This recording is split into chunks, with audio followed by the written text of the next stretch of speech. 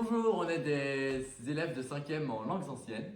Moi, c'est Louane et je suis en grec maths 8. Moi, c'est Mathéo et je suis en maths 6 grec. Je m'appelle Camille et je suis en grec immersion. Moi, je suis Audran et je suis en latin grec. Moi, je m'appelle Titouan et je suis en grec sciences 6. Je m'appelle Maxime Lorès, je suis en latin grec immersion.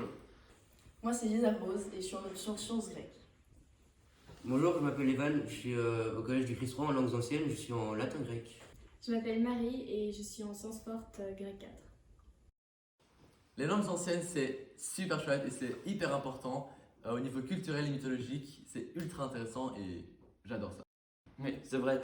Les langues anciennes nous apprennent le passé afin de comprendre le présent et mieux assurer l'avenir.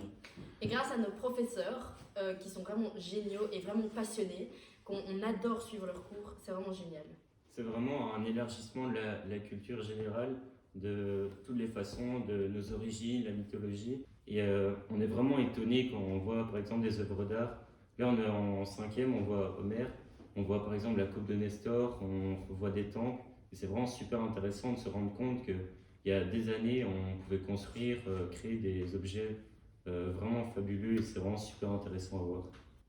De plus, il y a vraiment les voyages qui sont organisés très très bien par nos professeurs. Nous avons par exemple été à Trèves l'année passée, toute une journée pour aller visiter l'architecture et l'influence qu'elle a eue sur le monde plutôt de nos régions. Et cette année, nous partons en Italie pour aller visiter les traces des Romains et des Grecs aussi, avec les temples, etc. Dans le cadre du cours de grec, quand on est face à une version, on analyse chaque mot et on a plusieurs possibilités de traduction. Donc on va devoir tester chaque traduction pour trouver la meilleure. Et tout ce procédé, il est applicable aussi dans notre vie de tous les jours. Quand on se trouve face à un problème, on a aussi plusieurs solutions.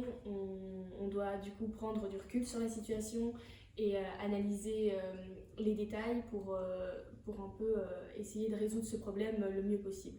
Cette analyse et cette observation nous servent dans la partie culture du cours. Et quand nous devons argumenter, nous devons le faire précisément et rigoureusement. Et personnellement, moi qui suis très bordélique à la base, le grec m'a énormément aidé à me structurer et dans la vie. Donc, toute cette procédure aide évidemment, comme l'a dit Evan, à structurer l'esprit et à éviter toute confusion. Cette procédure peut nous aider dans la gestion de notre travail, l'organisation de notre travail, et donc pour travailler plus efficacement et plus précisément. Tout ça peut aussi nous aider dans nos études supérieures. Donc par exemple dans les études scientifiques pour tout ce qui est observation et interprétation lors des versions, mais aussi dans les études d'histoire de l'art, d'archéologie, de littérature, en étudiant tous les auteurs antiques comme Homère, Platon et plein d'autres auteurs super intéressants. La grammaire, c'est aussi une partie des cours de langues anciennes. C'est pas forcément la partie la plus aimée, mais quand même très utile. On va vous prendre plus au sérieux si vous avez une bonne grammaire, une bonne orthographe. Par exemple, dans votre CV pour un job plus tard ou pour postuler à une université, vous allez avoir un meilleur vocabulaire. Par exemple, le mot philosophie. Souvent, on l'écrit avec un Y, alors qu'il s'écrit avec un I, parce que la partie philo, qui vient du mot grec philo, qui veut dire aimer, ça s'écrit avec un iota, qui est un I en français. On a aussi un lexique de vocabulaire plus large. J'ai appris le mot puéril avec le latin, qui vient du mot puer, qui veut dire l'enfant. Donc, comme on voit aussi la conjugaison, etc., ça permet de voir des temps qu'on n'utilisait pas forcément, qu'on ne connaissait pas forcément.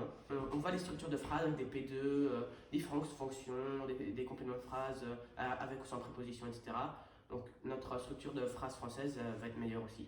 Les langues anciennes nous aident dans tous les jours. Par exemple, pour des œuvres ou des sculptures, on sait leur histoire beaucoup plus que si on ne faisait pas de langues anciennes.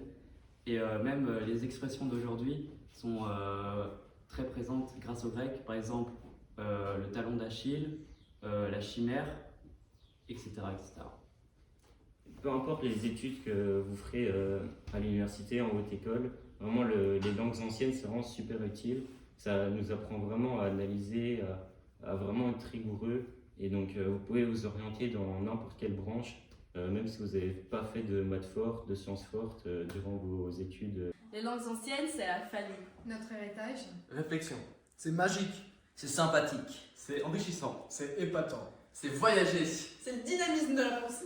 C'est la culture littéraire. C'est agréable. C'est la sagesse. C'est fun.